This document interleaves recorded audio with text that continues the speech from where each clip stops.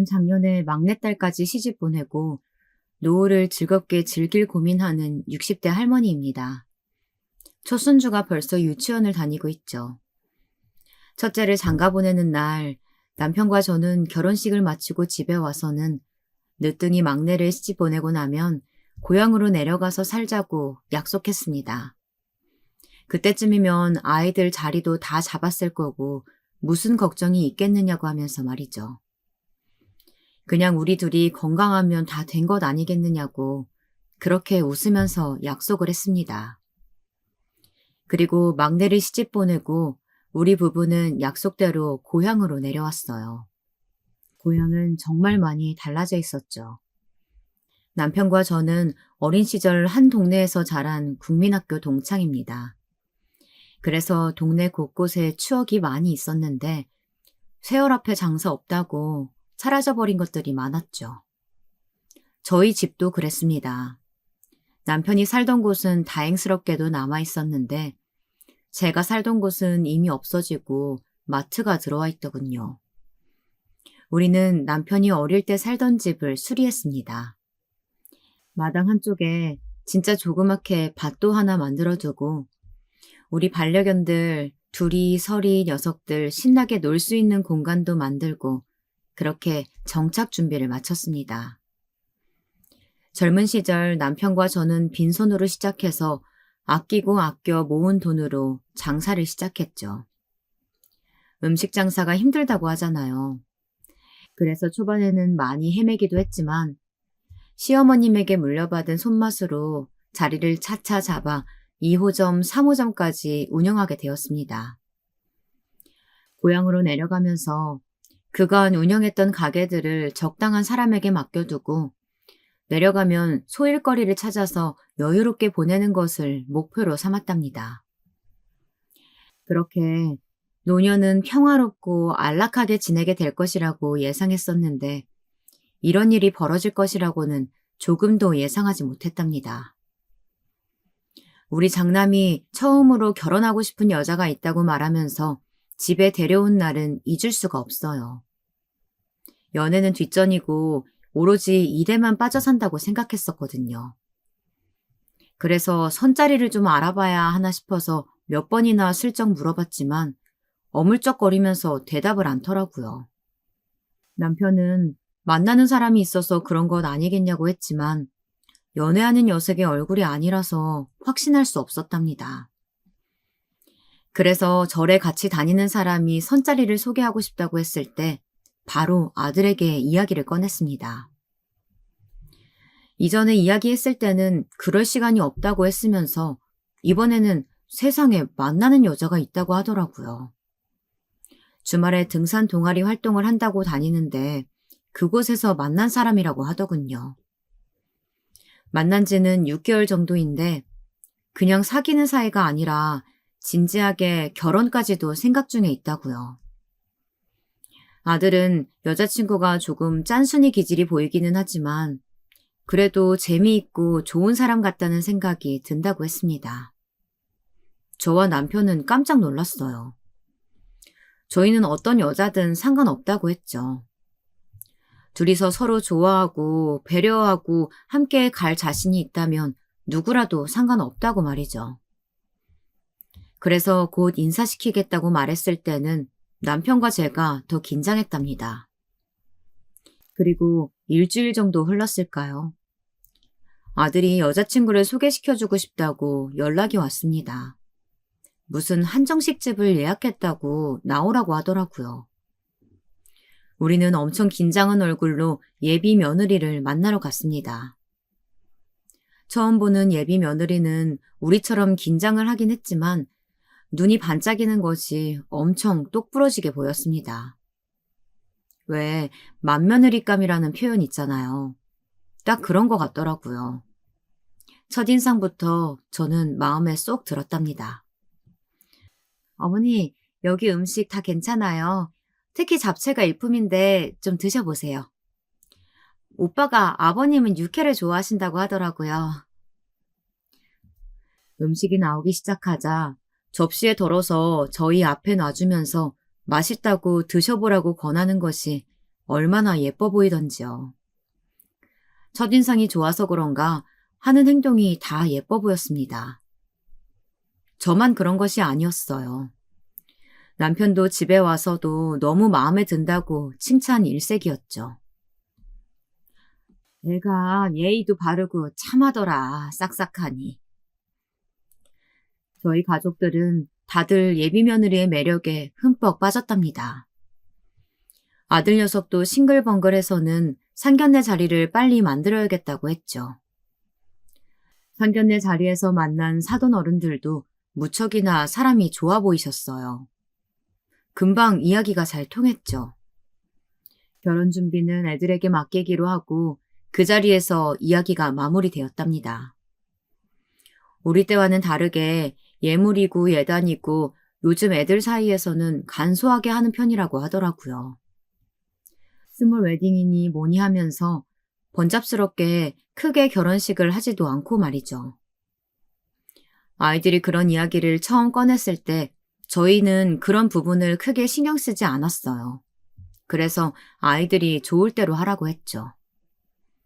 부모의 입장에서는 제일 좋은 것이 아이들이 무탈하게 알아서 잘 산다면 그것만으로도 충분하다고 생각했기 때문이죠. 다행스럽게 사돈도 크게 따지지 않으시더라고요. 주변에서는 아무리 애들이 알아서 하더라도 예물은 함께 보러 가는 게 좋을 것 같다고 하더군요.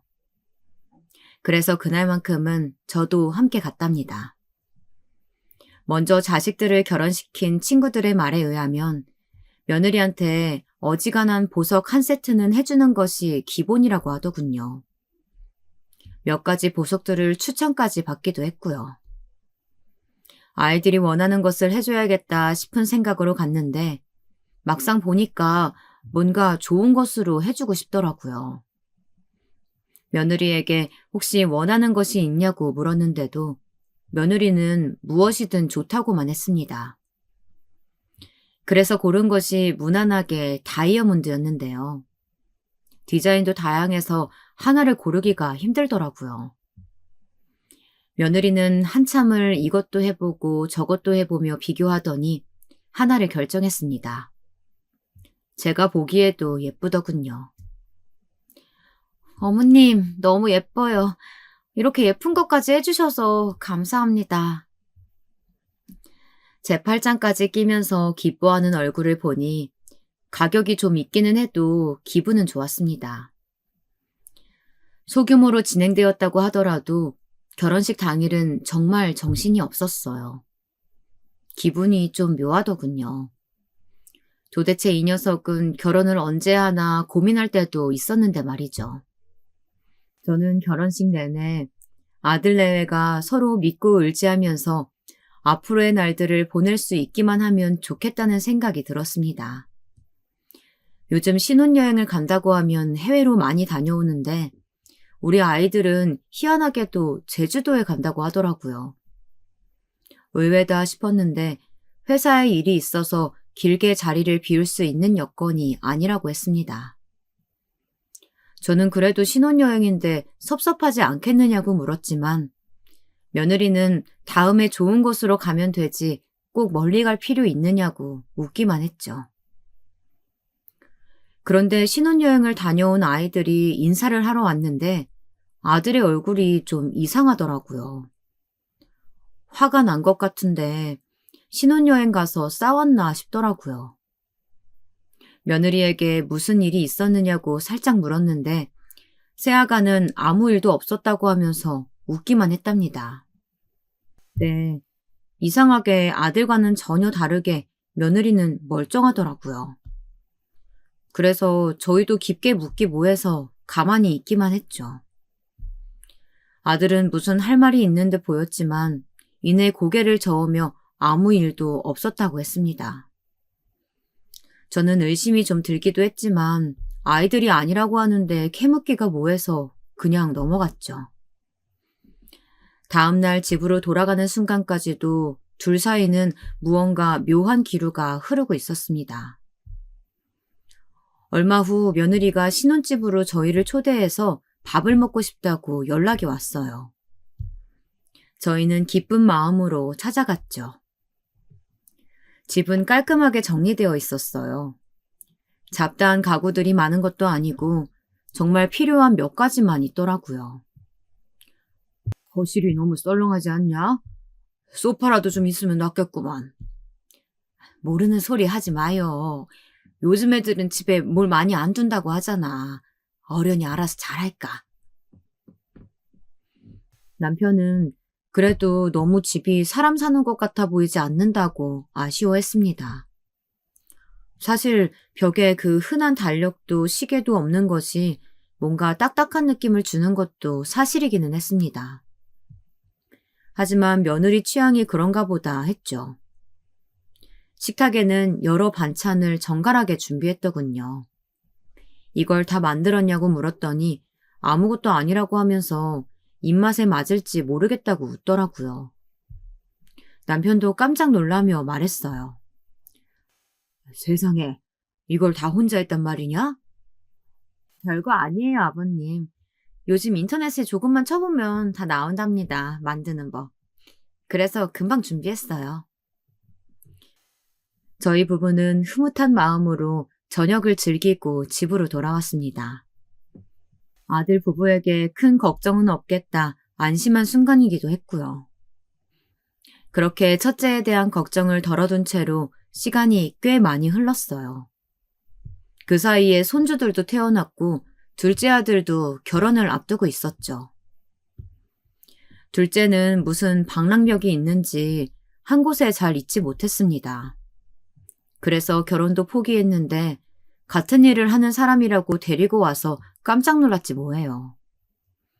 결혼식도 크게 할 생각이 없어서 양가 가족들만 모시고 식사하는 것으로 대체한다는데 요즘 그런 것도 있나 보다 했죠. 예비 둘째 며느리도 포함해서 다 함께 식사 자리를 가진 적이 있었는데요. 그 자리에서 큰 며느리의 새로운 면을 봤답니다. 둘째 결혼식에 첫째가 뭐라도 해주고 싶은데 어떤 것이 좋겠느냐고 묻더라고요. 둘째는 당연히 사양했지만 첫째는 그래도 형인데 하나는 해주고 싶다고 하더군요. 그렇게 사양만 하지 말고 내가 해주고 싶어서 그래. 그럼 세탁기랑 건조기 해줄까? 첫째의 말에 큰며느리가 눈을 크게 뜨며 첫애의 옆구리를 푹 찌르더군요. 첫애는 모른 척하면서 그 정도는 해줄 여력이 된다고 하면서 큰 소리를 쳤죠. 저는 큰며느리 바로 맞은편에 앉아서 그런지 아가의 얼굴이 굳어가는 것이 너무나도 잘 보였답니다. 결국 아들들은 자기들끼리 투덕거리더니 뭐라고 하나를 정하기는 하더군요. 그리고 그렇게 먼저 둘째 애들이 나가고 첫애가 주방 정리를 하겠다고 나섰습니다. 저는 제가 알아서 한다고 했는데도 끝까지 고집을 부리더라고요. 결국 주방을 내어주고 거실에서 과일을 깎는데 접시를 잊었더라고요. 그래서 다시 주방으로 가는데 아이들 둘의 목소리가 들렸습니다. 저는 정말이지 그런 목소리는 처음 들었어요. 그렇게 사근사근하고 다정하기만 하던 며느리의 목소리에 찬바람이 쌩쌩 불더라고요. 오빠, 지금 제정신이에요? 그게 얼마짜린 줄 알고 해준다고 하는 거예요. 동생 결혼이야. 신혼살림에 그 정도 해주는 것도 무리야? 그리고 녀석이 거절했잖아. 자기들은 차라리 커피 머신 사주면 좋겠다고 하면서. 커피 머신은 무슨 땅 파면 나오는 거예요? 그것도 다 돈이라고. 두 아이들은 아까 결혼 선물을 가지고 다투는 것 같았습니다. 그놈의 돈. 그 소리 좀 그만하면 안 되냐? 무슨 얘기만 하면 돈으로 시작해서 돈으로 끝나. 내가 이런데 너하고 무슨 얘기를 하냐? 그럼 돈 없이 어떻게 살아요? 아이들의 언성이 높아졌습니다. 저는 나서기가 좀 애매하더라고요. 둘 사이에 뭔가 제가 모르는 일이 있었나 싶더라고요. 사실 저도 남편과 처음 결혼했을 때 뭐든 아끼고 아꼈던 일이 있었거든요. 그래서 며느리의 마음이 이해가 되기도 하더라고요. 어색한 분위기를 풍기며 집에 가겠다는 아이들을 보내두곤 저는 아들과 이야기를 좀 해봐야겠다 싶었죠. 그래서 다음 날 전화를 걸어 잠깐 보자고 했습니다. 아들은 외근 나갔다가 점심을 먹으러 왔다고 하면서 집으로 왔습니다. 밥을 먹으면서 우선 제가 들었던 사실에 대해 먼저 미안하다고 하고는 무슨 일이 있었냐고 물었죠. 아들은 별일 아니라고 하면서도 좀처럼 굳은 얼굴을 풀지 않더라고요. 저는 며느리에게 말하지 않을 테니 일이 있었다면 이야기해보라고 했어요. 아들은 망설이더니 이야기를 하더군요. 사실 연애할 때도 좀 짠순이 기질이 있기는 했었어요. 영화 보자고 해도 나중에 다 TV에서 한다고 돈 아깝다고 하고, 한 번은 연극 티켓이 생겨가지고 가자고 했는데 그냥 그 표 팔아서 그 돈으로 집에서 영화나 보자고 하는데, 아, 진짜.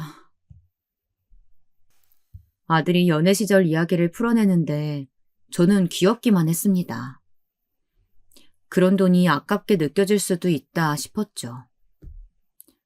원래 연애랑 결혼은 다른 거야. 같이 살기 시작하면 다 그렇게 부딪히면서 사는 거지. 그런 거 다 털어놓고 맞춰 가다 보면 괜찮아져. 엄마 아빠는 뭐 처음부터 잘 맞았겠니? 다 그런 과정 겪는 거지. 아직은 다 그렇게 싸우고 풀고 하는 거야.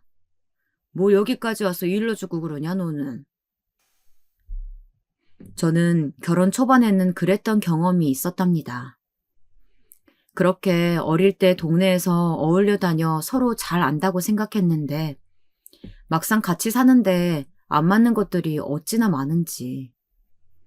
물론 저희도 그런 부분으로 많이 싸웠기 때문에 아들 내외도 충분히 괜찮을 것이라고 생각했습니다. 그런데 아들은 달라도 너무 다르다고 말하더군요.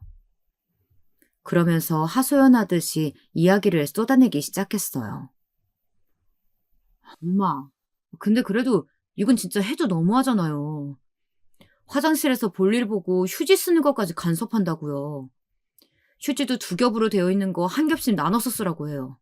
그러면서 대변 보고 나서는 꼭 네 칸만 써야 한다고. 그거보다 더 썼다고 하면은 아주 난리도 이런 난리가 없어요. 아예 미리 딱 끊어두고는 몇 개인지 체크까지 한다니까요. 아들은 심각한 얼굴로 이야기하는데 저희 부부는 웃음이 터져버렸습니다.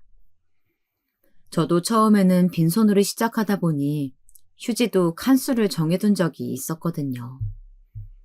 며느리처럼 겹을 나눠본다는 생각은 안 했지만 말입니다. 저는 요즘에도 그렇게 사용하는 애가 있는가 싶어서 놀라기도 했어요.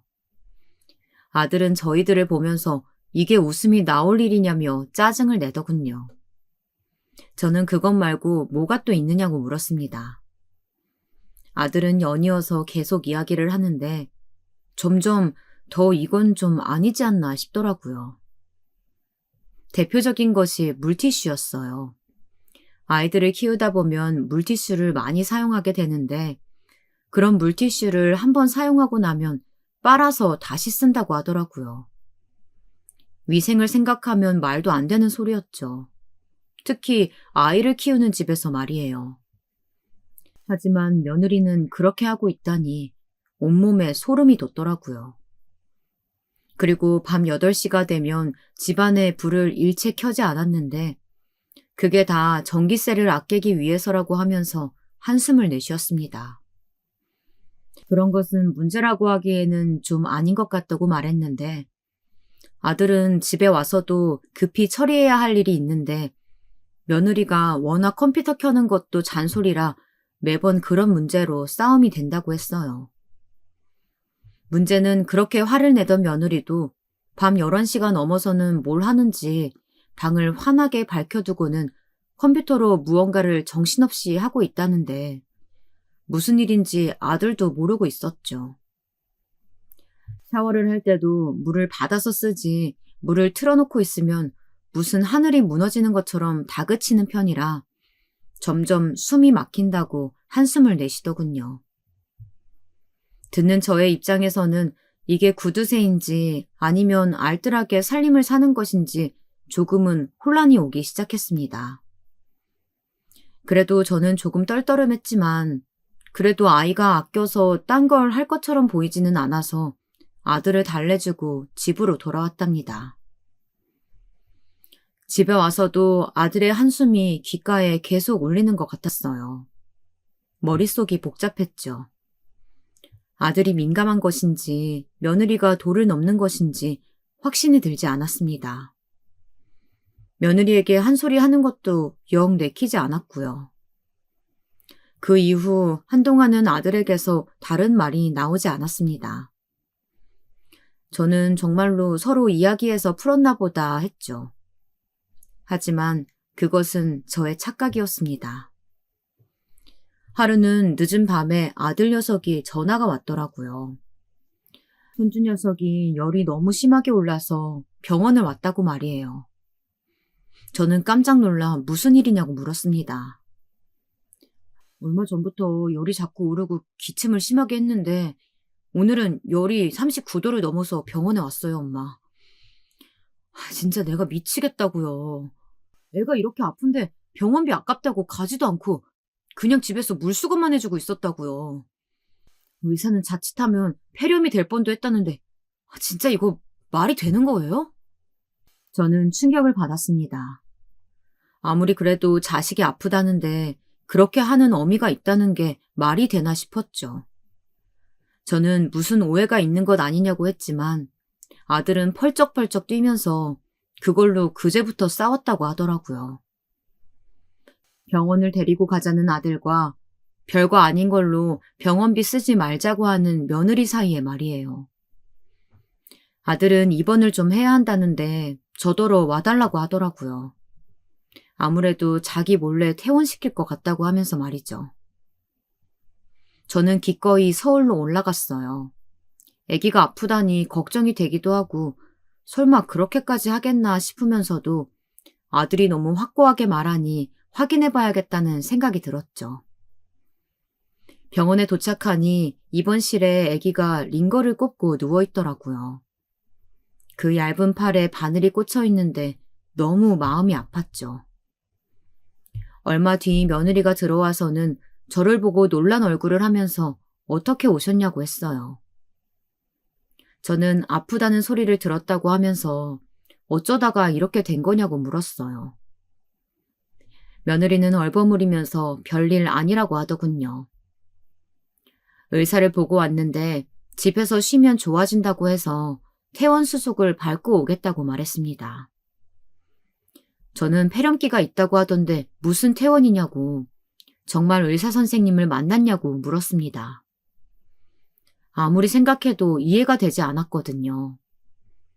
하지만 며느리는 정말이라고 하면서 짐을 챙기더라고요. 그런데 때마침 의사 선생님께서 들어오셨습니다. 저는 손주의 상태는 괜찮은 거냐고 물었습니다. 의사 선생님께서는 늦었다면 폐렴으로 크게 고생했을 것이라고 하면서 적어도 3일은 입원을 해야 한다고 했어요. 저는 어이가 없어서 며느리에게 어디서 무슨 말을 듣고 온 것이냐고 따졌습니다. 며느리는 도끼 눈을 뜨고 의사에게 따져 묻더라고요. 3일이요? 아니 열도 내렸는데 무슨 3일이나 입원을 해요. 멀쩡하기만 한데. 애기 어머님, 지금은 막 처방을 한 상태라서 열이 내린 것처럼 보여도 좀 지켜봐야 돼요. 지켜보긴 뭘 봐요. 괜히 병원비 더 받아내려고 수 쓰는 거 아니에요? 우리 애는 멀쩡하니까 빨리 퇴원시켜주세요. 당장. 의사와 간호사가 아무리 설득을 해도 며느리는 막무가내였습니다. 의사 선생님께서는 아이가 면역력도 떨어졌는데 무슨 퇴원이냐며 절대로 안 된다고 강력하게 말씀하셨죠. 하지만 며느리 귀에는 전혀 들리지 않는지 소리까지 질러가며 따져 들었습니다. 오죽하면 밖에서 무슨 일인가 싶어서 사람들이 병실을 기웃거리더라고요. 저는 그런 며느리 앞을 막아서면서 괜찮아질 때까지 입원을 시키겠다고 말씀을 드렸습니다. 의사 선생님께서는 고개를 절레절레 흔드시더니 절대 퇴원은 무리라고 하시면서 병실을 나가셨죠. 저는 화를 참지 못하고 씩씩거리는 며느리를 붙잡고 잠시 밖으로 나왔습니다. 아가, 아무리 그래도 그렇지 자식이 아프다는데 병원 하루 이틀이 뭐 어떻다고 거기서 그렇게 소란을 부리니? 어머님, 그게 아니고요. 병원비가 어디 한두 푼 하나요? 거기다 6인실 없어서 지금 4인실 쓰고 있잖아요. 그럼 비용 훨씬 더 많이 나오고 어디 그뿐이에요? 병원식도 양 얼마 되지도 않으면서 비싸기만 비싸잖아요. 그냥 집에 데려가서 그만. 너는 도대체 뭐가 중요한지 모르겠니? 그 병원비가 애 건강보다 더 중요해? 저러다 더 탈라면 네가 책임질 거니?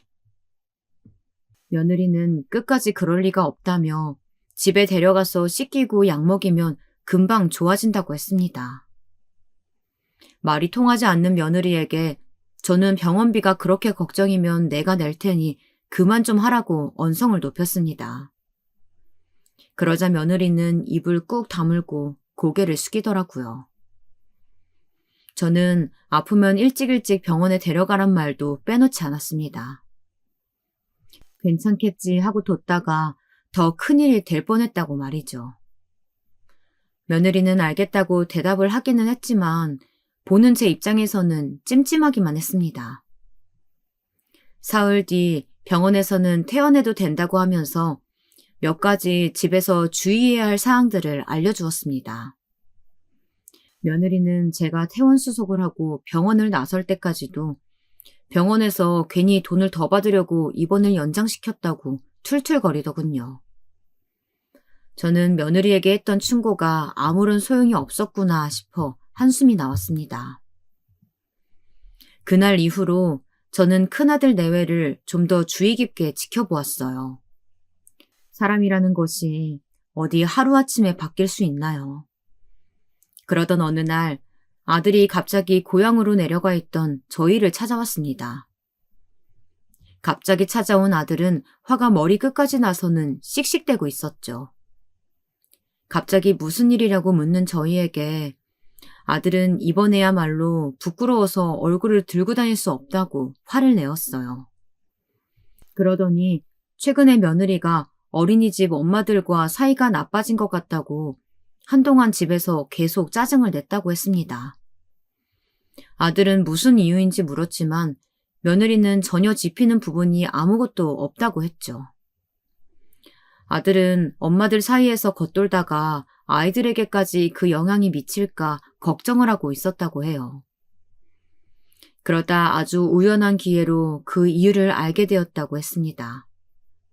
평소보다 이른 시간에 퇴근한 아들이 1층에서 엘리베이터를 기다리다가 같이 있던 아주머니들끼리 나누는 이야기를 듣게 되었는데 거기서 자기 집 이야기가 나왔다고 합니다. 5층 진짜 너무하지 않아? 하루 이틀도 아니고 뻔뻔하게 같이 밥 먹다가 귀신같이 사라진다니까? 돈 낼 때만 되면 그러면서 뭐가 그렇게 당당한지. 난 그것보다 어린이집 행사에 자기만 쏙 빠지는 거 난 그게 더 기분 나빠. 내 말이 그러면서 참여한 척하면서 이래저래 말도 많고 애들은 착한데. 난 이번에 그냥 좀 정 떨어졌어. 한마디 했다고 소리소리 지르면서 완전 눈 뒤집혔던데 봤어?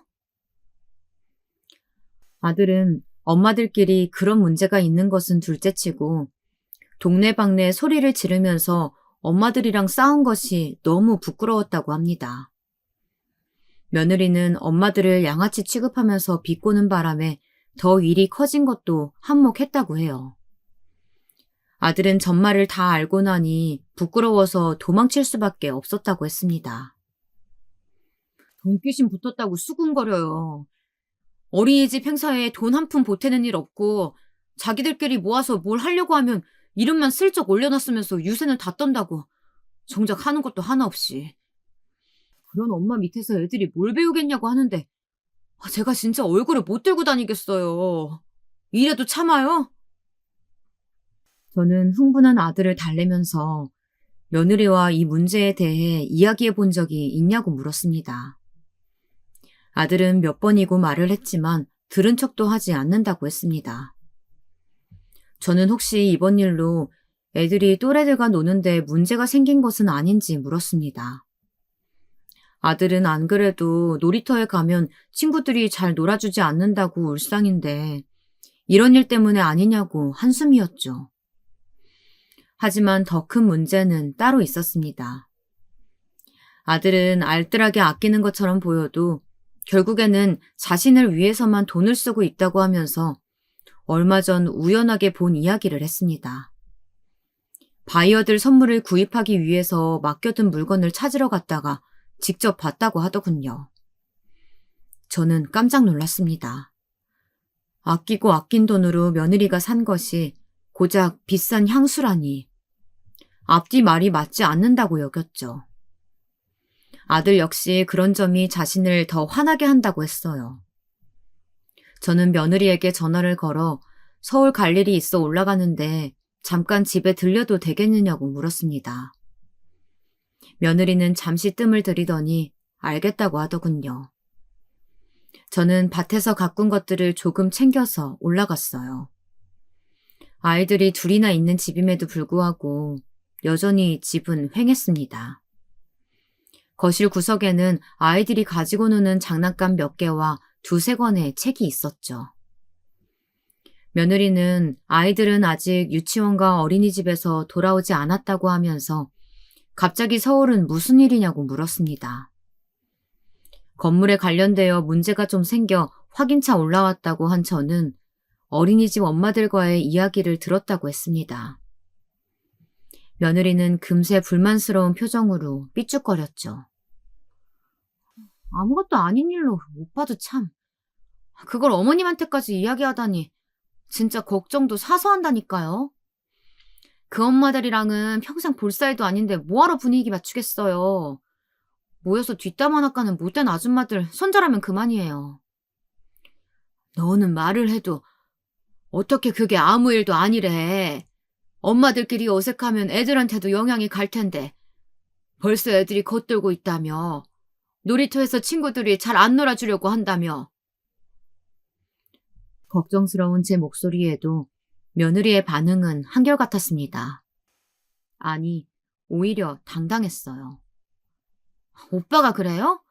진짜 별 얘기를 다 하네. 그게 뭐 어때서요? 놀아주는 친구 없으면 집에 있으면 되죠. 빨래거리 안 생기고 좋네요. 요즘 물세, 전기세 안 오르는 게 없는데 세제도 아낄 수 있고요. 너 지금 그걸 말이라고 하니? 애들 생각은 안 해? 아직 친구 좋아하고 놀기 좋아할 나이에 눈치 보고 다닌다는데 너는 아무렇지가 않아? 까짓 거 어린이집이야. 바꾸면 그만이죠. 저는 환경을 바꾸는 것이 아이에게 얼마나 부담인지 몰라서 하는 말이냐고 화를 냈지만 며느리는 벌 어려운 것도 아닌데 뭐가 문제냐고 하더라고요. 아이들은 조금 더 생각하지 않는 말투에 저는 사람을 잘못 봐도 한참을 잘못 봤구나 싶었습니다. 그러던 와중에 손주들이 돌아왔어요. 아이들은 저를 보자마자 가방도 벗지 않고 달려와 안겼습니다. 방금까지 며느리와 이야기를 하며 올라왔던 화가 단숨에 녹는 기분이 들었죠. 저는 우리 강아지들 잘 다녀왔냐며 품에 안았습니다. 그런데 아이들의 옷이 좀 이상했어요. 남자아이들이라 장난이 심해 옷이 금방 더러워진다고 하더라도 좀 그 정도가 심했습니다. 중간중간 구멍도 나 있었고 전체적으로 낡았다는 인상을 확 받을 정도였습니다. 제가 옷을 살펴보는 것을 눈치챈 며느리는 물려받기를 해서 그렇다고 하면서 구멍난 부분은 기워 입으면 된다고 하더라고요. 저는 이 정도면 금방 엉망이 될 텐데 하나 사서 입히는 것이 어떻겠냐고 했어요. 며느리는 애들이 금방금방 자라는데 돈 아깝게 옷에 왜 돈을 들여 사느냐고 하더라고요. 이렇게 있다가 떨어지면 또 여기저기 구해서 입히면 된다고 말하며 아이들을 좀 씻겨야겠다고 하면서 화장실로 들어갔습니다. 저는 아이들이 벗어둔 가방을 열어보았습니다. 지퍼가 고장이 났는지 제대로 열리지도 않더라고요. 겨우 열었더니 가방도 물려받기를 한 모양인지 내부가 여기저기 덧댄 흔적이 보였어요. 아무리 아낀다고 해도 이렇게까지 할 필요가 있을까 싶은 생각이 들었습니다. 저는 아이들 방으로 들어갔습니다. 방 안에는 옷장 하나, 책상 하나, 책상으로 쓰는 것인지 좌식상이 하나 있을 뿐 아무것도 없었습니다. 저는 옷장을 열어보았어요. 눈에 익은 몇 벌을 제외하고는 누가 봐도 물려받은 것이 명확할 정도로 얼룩해진 옷들 뿐이었습니다. 책장의 책들도 상태는 거의 비슷했어요. 책을 뽑아 넘겨보면 내부가 제대로 된 것들이 거의 없었습니다. 곳곳에 찢어지고 낙서가 가득하게 되어 있어 글자는커녕 그림도 온전히 볼만한 것들이 없었죠. 책장 아래에는 장난감 바구니가 들어있었는데요. 그 안의 사정도 별반 다르지 않았습니다. 작년 둘째가 크리스마스 선물이라고 하면서 해외에서 보내준 로봇과 블록을 제외하고는 찌그러진 종이컵이 들어있었습니다. 저는 숨이 턱하고 막혔어요. 때마침 화장실에서 며느리와 애들이 나오더군요. 애들 보는 책이 왜 다 이 모양이냐? 이래서 글자는 보이겠니? 그림은 어떻고? 다 찢어지고 낙서되어 있고 이거 애들이 이랬냐? 어떻게 죄다 멀쩡한 것이 없어? 어차피 아직 글자 몰라요. 그림만 대충 보면 그만인데 아무거나 보면 되죠. 돈 아깝게 책을 왜 사요? 나중에 글자 알게 되면 그때 가서 생각할게요. 그리고 유치원에 책 많아요. 저는 아무리 애들이 어려서라고 하지만 책을 보면서 뭐라도 하나씩 배우는 것이 있어야 되지 않겠냐며 이런 책은 내다 버리라고 했습니다. 버리긴요. 이거 주워온 지 얼마 되지도 않았어요. 아깝게 왜 버려요. 멀쩡하기만 한데. 진짜 어머님 별일도 아닌 거 가지고 왜 이렇게 잔소리세요. 애기 아빠가 뭐라고 고자질했는지 모르겠지만 그거 다 오바예요. 어떻게 나이를 들수록 투정만 나는지. 아휴. 며느리는 혀를 차면서 어머님이 자꾸 받아주시니 더 그러는 것 같다고 원망 섞인 눈으로 저를 바라보았습니다. 저는 순간 울컥해서 며느리에게 향수 이야기를 물었습니다. 그렇게 돈이 아깝고 아껴야 써야 한다고 했으면서 그 돈으로 명품관을 다녀오냐고 말이죠. 물론 며느리는 딱 잡아댔습니다. 자기가 언제 그렇게 했느냐고 말하면서 절대 그런 적이 없다고 하더군요. 저는 명품관에서 향수를 사고 나오는 모습을 아들이 직접 봤다고 말했습니다. 순간 며느리는 놀란 얼굴을 하더니 입을 꾹 다물었어요. 이미 언성이 높아진 저는 며느리를 다그쳤습니다. 그렇게 돈이 아깝다고 하더니 그렇게 모은 돈으로 사치를 부리는 거냐? 애들한테 쓰는 돈이 그렇게 아까우면서 너한테 쓰는 돈은 안 아깝고 그래? 어? 그게 어때서요? 저희 집 살림 제가 뭘 하든 어머님이 무슨 상관이세요? 그렇게 하는 게 잘못된 일은 아니잖아요. 제가 사고 싶어서 샀어요. 그러려고 아꼈고요. 문제 있어요? 며느리는 정말 모르겠다는 얼굴을 하면서 제게 따졌습니다. 저는 자기 자식들에게까지 그렇게 인색하게 굴면서 명품관에 다니는 것이 옳은 일이냐고 물었지만 대답은 한결같았습니다. 무엇이 잘못되었는지 전혀 모르겠다고 말이죠.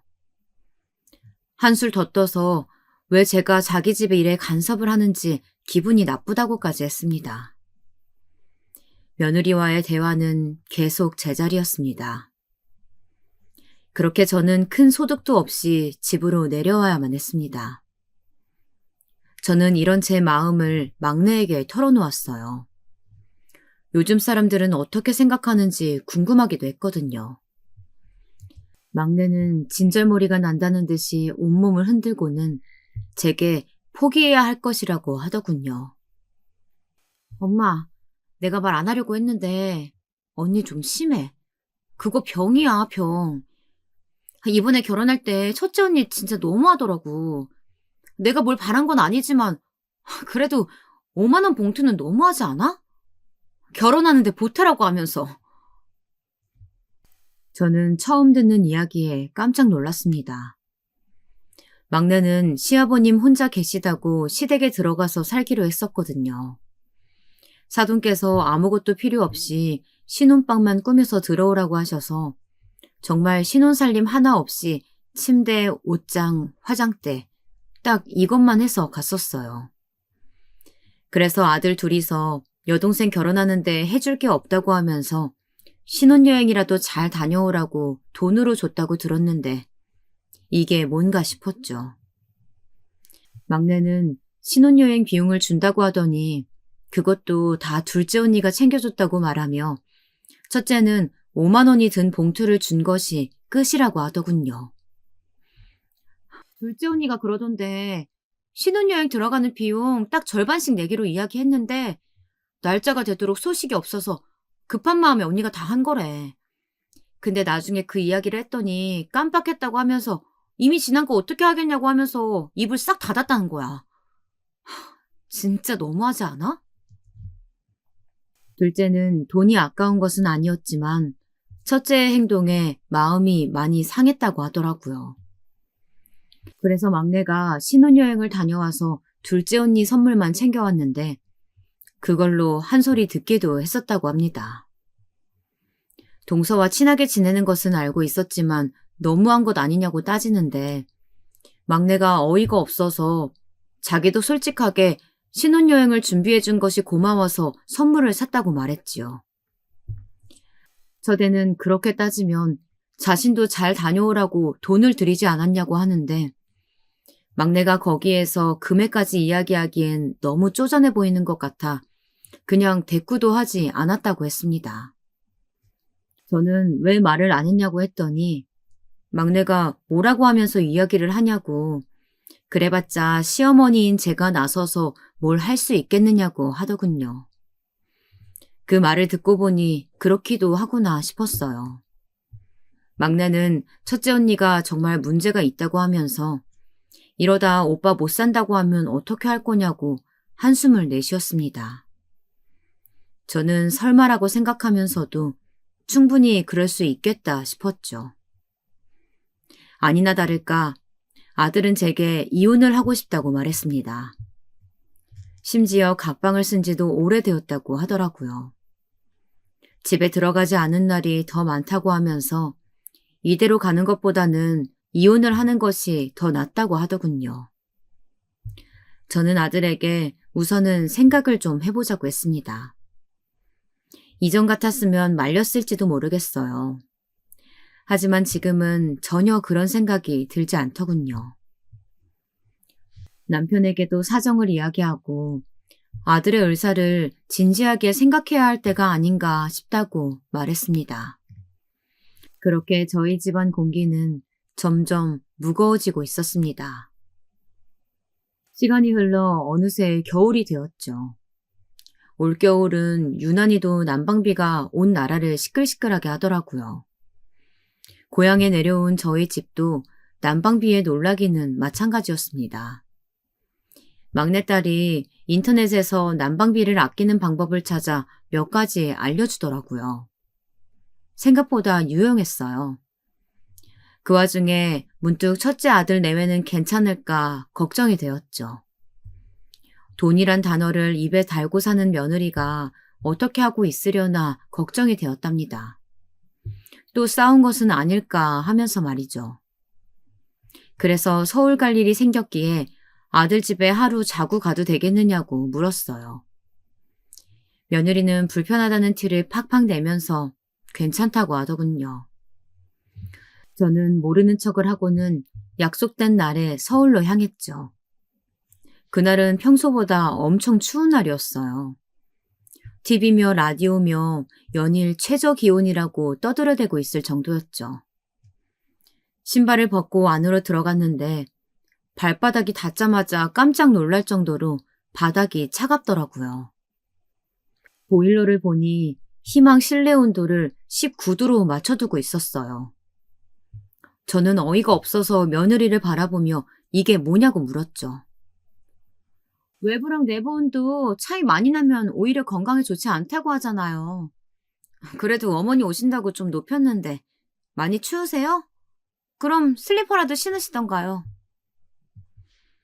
며느리는 슬리퍼를 꺼내주면서 난방비가 너무 올라서 어쩔 수 없다고 하는데 솔직히 아직 어린 아이들이 자라기에는 너무 추운 것이 아닌가 싶었어요. 슬쩍 아이들 방도 가봤는데 그곳은 온도가 더 낮더라고요. 아무리 그래도 애들 방이 이게 뭐니?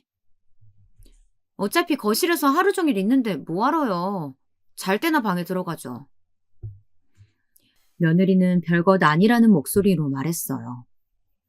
하지만 거실 바닥도 만만치 않았기에 이렇게 추운데 애들이 거실에서 지낼 수 있겠느냐고 물었죠. 아이들은 털조끼까지 입고서는 거실에 앉아 책을 보고 있었습니다. 며느리는 두터운 이불을 깔아서 괜찮다고 했습니다. 저도 그 위에 앉았지만 여전히 냉기가 올라오고 있었죠. 아이들도 추운지 자꾸 꼼지락거리는 게 너무 마음이 아팠어요.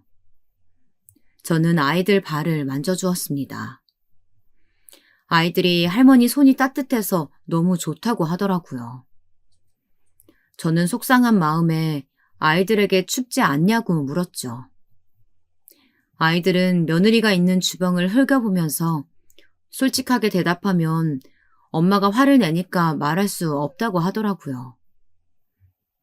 이렇게 되니 제 속에서도 슬슬 화가 치밀러 올랐어요.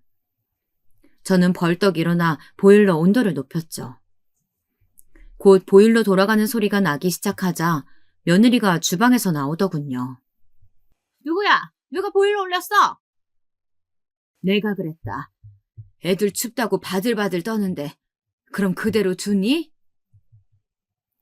며느리는 이 정도 추위에 얼어 죽을 사람 없다며 다시 보일러를 내리더군요. 저도 질세라 다시 올렸습니다. 며느리는 눈을 부릅뜨고 저를 보면서 소리를 질렀어요. 지금 뭐 하세요? 보일러 왜 자꾸 손대시는 거예요? 너는 어미라는 작자가 지 새끼들 저렇게 춥다고 앉아있는 게 보이지도 않니? 이 정도로는 안 죽어요. 난방비가 얼마나 비싼데 보일러를 막 트세요. 뉴스도 안 보세요? 이러다 감기라도 들면 애들 아프게라도 하면 어떻게 하려고 그래? 너는 애가 어떻게 된 게 돈밖에 모르니? 언제 정신 차릴 거야? 저는 소리를 빽 질렀습니다. 이런 제 모습에 애들이 놀랐는지 할머니를 부르며 울기 시작했어요. 저는 깜짝 놀라 아이들을 품에 안고는 괜찮다고 다독였죠. 며느리는 울음이 터진 아이들은 보지도 않고 이번에는 보일러를 아예 꺼버렸습니다. 진짜 노망 났으면 얌전히 집에나 계시던지. 여기 와서 무슨 행패세요? 노망? 너 지금 노망이라고 했니? 어른한테 그게 할 소리야? 제가 벌떡 일어나 가까이 다가가자 이번에는 며느리가 아예 저를 밀치더라고요. 바닥으로 넘어진 저는 화가 나다 못해 황당하기까지 했습니다. 손주들은 그런 제게 와서 매달리며 더 큰 소리로 울었죠. 며느리는 시끄럽게 하지 말라고 애들에게 소리를 지르더라고요. 아이들은 겁을 먹고는 울음을 참아가며 제 등 뒤에 바짝 붙었습니다. 너 지금 뭐하니? 누구한테 큰 소리야? 어른을 밀치고는 애들한테 소리는 왜 질러? 다치셨어요? 아니잖아요. 다치신 것도 없어 보이는데 왜 저한테 소리 지르세요? 그러니까 손대지 말고 얌전히 계시다가 가시라고요. 아, 진짜 기운 빠져 진짜. 며느리는 아무렇지 않다는 듯이 얼굴색 하나 바뀌지 않고 그렇게 말하고는 안방으로 들어갔습니다. 저는 금방이라도 튀어오를 것 같은 욕을 참으며 손주들에게 이불을 둘러주었죠. 안에서 무슨 소리가 나도 절대 움직이지 말고 가만히 이렇게 있으면 된다고 하면서 말이죠. 아이들은 싸우냐고 물었지만 저는 나쁜 일은 하나도 없을 거라고 말해주었습니다. 그리고 안방으로 들어갔습니다. 각방을 쓴다던 아들의 말대로 안방에서 핸드폰을 하던 며느리가 침대에 기대서 저를 힐끗 보고는 자기 하던 일을 하더군요. 저는 당장 일어나서 짐을 싸라고 말했습니다. 며느리는 무슨 말도 안 되는 소리를 하냐는 눈빛으로 저를 바라보았죠. 됐다. 그냥 네 짐 챙겨서 당장 여기서 나가. 당장! 진짜 노친네가 약 먹어야 되는 거 아니에요? 어머니, 여기가 제 집이에요. 제 집인데 제가 어딜 가요? 어머님 자꾸 이러실 거면 그냥 가세요, 좀. 진짜 사람 성가시게. 네 집? 여기 네 집이 어딨어? 여기 내가 너희한테 해준 집이야. 내 집이라고. 그러니까 썩 꺼져! 며느리는 말도 안 되는 소리라고 하면서 시집 올 때 해준 집이면 자기들 부부 집인 거지 이제 와서 무슨 소리냐고 화를 냈습니다. 저는 대답 대신 옷장을 열었습니다. 옷장에는 며느리 옷들이 한가득이었죠. 아이들 옷은 그렇게 여기저기 구멍난 곳을 기워 입혔으면서 며느리 옷은 이름만 들어도 다 아는 그런 옷들 뿐이었습니다. 그 중에는 아직 택도 뜯지 않은 새 것도 있었죠. 저는 옷을 한꺼번에 쓸어 바닥에 던졌습니다. 그리고는 구석에 있던 큰 캐리어도 함께 꺼냈죠. 어머니, 지금 뭐 하시는 거예요? 진짜 노망났나? 왜 이러세요? 내 말이 말 같지 않아? 당장 나가라고. 이것들 다 가지고 내 집에서 나가. 꼴도 보기 싫으니까. 저는 날뛰는 며느리는 보지도 않고 옷장에 있는 것들을 다 꺼냈습니다. 아들이 봤다고 하던 향수들도 상자째 그대로 있더라고요. 며느리는 혹여나 향수를 던지나 싶었는지 제게 달려들어 상자를 빼앗아 품에 안았습니다. 여기 내 명의로 된 내 집이야. 너희한테 집 준다고 했지. 그게 너희 명의라고는 안 했다. 그러니까 여기 내 집이라고. 며느리는 거짓말이라고 소리를 질렀습니다. 저는 아들에게 전화를 걸어 이곳 명의가 누구냐고 물었죠. 아들은 영문도 모른 채 엄마 명의라고 답하면서 무슨 일이냐고 물었습니다. 저는 대답 대신 지금 들어오라고 하고는 전화를 끊었습니다. 며느리는 아무 말도 않더라고요. 저는 이제 다 알았으니 당장 짐을 싸서 나가라고 했죠.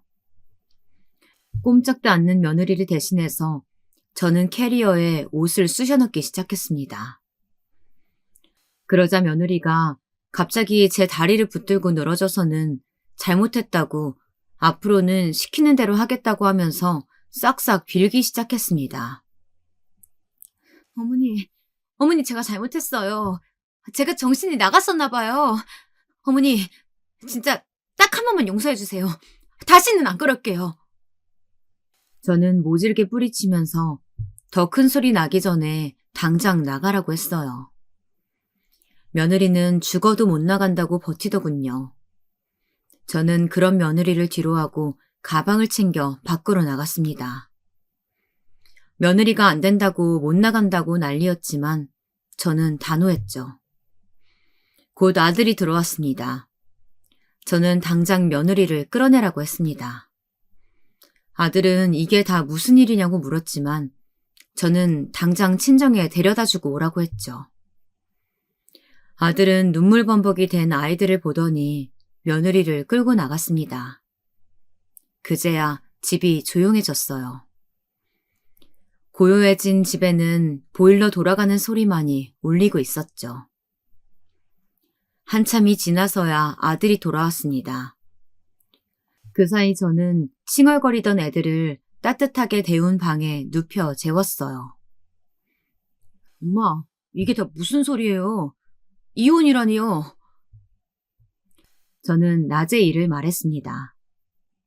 얼마 전까지 이혼을 생각하고 있던 아들은 막상 제 입에서 그런 말이 나오자 망설이는 것이 보였어요. 엄마 없는 아이들을 만들 자신이 없다는 것이었죠. 저는 아이들을 아예 제가 데리고 내려가도 되고, 그게 불편하면 남편과 의논해서 다시 서울로 옮겨오겠다고 했어요. 저는 엄마로서 자격이 없는 며느리를 더 이상은 보고 싶지 않다고 했죠. 아들은 잠깐 시간을 달라고 했습니다. 저는 따로 며느리를 만날 생각은 하지 말라고 하면서 혹시라도 찾아오거든 제가 만나겠다고 했어요. 하지만 아들은 자신이 해결할 수 있다고 했죠. 저는 다음 날 손주들을 데리고 집으로 돌아왔습니다. 남편은 갑자기 나타난 손주들의 모습에 놀라면서도 제 이야기에 화를 참지 못했어요. 다 필요 없으니 그냥 여기서 키우자고 하더군요. 저는 아들에게 시간을 좀 주고 기다려보자고 했습니다. 그리고 일주일이 흘렀어요. 아들은 좀처럼 소식이 없더라고요. 여기 오자마자 제일 먼저 한 일은 손주들을 데리고 가서 장난감과 책을 사주는 것이었죠. 옷도 새로 사입혔고요. 그날 아이들의 방을 본 것이 아직도 잊혀지지 않습니다. 손주들은 엄마가 보고 싶단 소리를 한 번 하지 않고 매일 신나게 놀았어요. 갑자기 데려온 것이라 혹시나 엄마를 찾으면서 우는 것 아닐까, 그럴 때는 어떻게 해야 하나 걱정이었거든요. 슬쩍 엄마 이야기를 물어도 엄마는 화만 내서 무섭다고 하는데 가슴이 찢어질 것 같았습니다.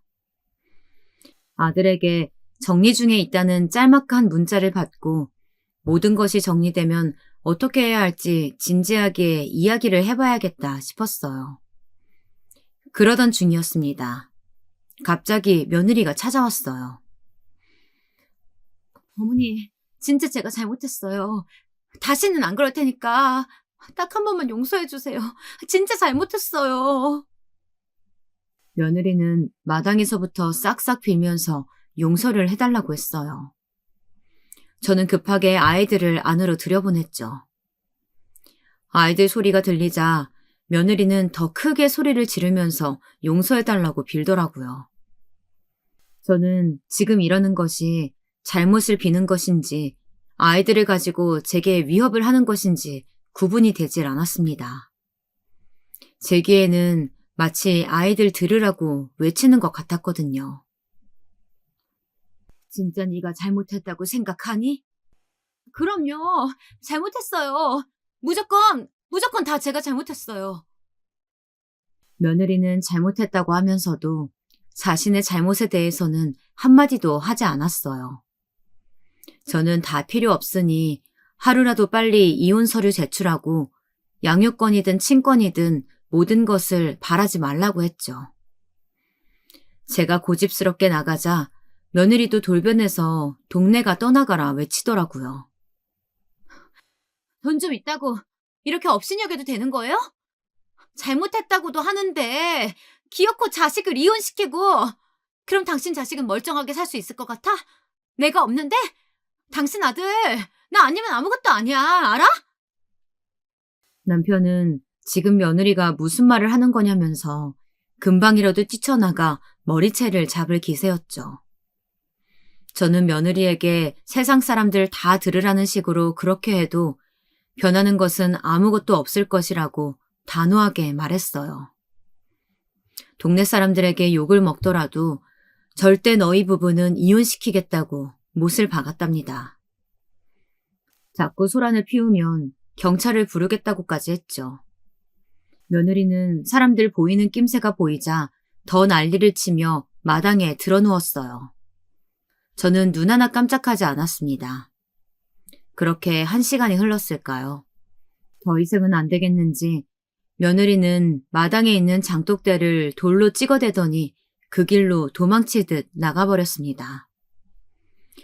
저는 깨진 장독대를 보면서 며느리를 다시 만나지 않기를 바랬죠.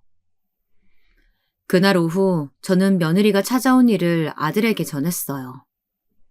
아들은 깜짝 놀라면서 그렇게까지 할 것이라고는 상상하지 못했다고 하더라고요. 아들은 며느리와 이야기하면서 가정을 유지하는 방향으로 생각하고 있더라고요. 며느리가 어떻게 했는지 아들은 충분히 변할 수 있다고 믿었더라고요. 거기다 사돈 어른들도 나서셔서 2번 다시 이런 일은 만들지 않겠다고 하시니 생각이 흔들리는 것도 당연했죠. 그럼에도 아들이 확답을 하지는 않자 찾아온 것이었습니다. 아들은 자신이 어리석었음을 자책했어요. 저는 이혼 소송을 하는 한이 있더라도 빨리 끝을 보라고 했습니다. 특히 양육권과 친권은 아무것도 주지 말라고 말이죠. 얼마의 시간이 흐르고 아들은 합의 이혼이 되지 않아 이혼 조정에 들어간다고 하더라고요. 여전히 며느리 쪽에서는 이혼할 수 없다고 하면서 이혼을 하고 싶거든 자기들이 살고 있던 집을 자기 명의로 해달라고 주장하고 있다고 했습니다. 역시 돈이 목적이었구나 하고 생각했어요. 하지만 제가 놀랐던 것은 따로 있었답니다. 바로 아이들에 대한 양육권도 친권도 어느 쪽도 갖고 싶지 않아 했다는 점이었습니다. 아들의 말에 의하면 가장 먼저 사인을 한 것이 바로 양육권과 친권을 포기하겠다는 서류였다고 해요. 역시나 엄마가 될 인간은 아니다 싶었죠. 그렇게 자기만 아는데 무슨 엄마라고. 솔직히 며느리가 집 이야기를 했을 때 고민을 안 한 것은 아니었습니다. 제가 그 집을 준다고 해도 상관은 없었거든요. 그래도 며느리에게는 아무것도 주고 싶지 않았어요. 그로 인해서 합의가 되지 않아 아직도 주정 중에 있답니다. 곧 판결이 난다고는 하는데 부디 좋은 결과가 있길 바랄 뿐이에요. 그리고 무엇보다도 앞으로는 2번 다시 우리 아들과 손자들의 인생에 나타나지 않았으면 좋겠습니다. 이번 일로 사람을 잘못 들이면 어떻게 되는지 아주 제대로 알게 되었답니다.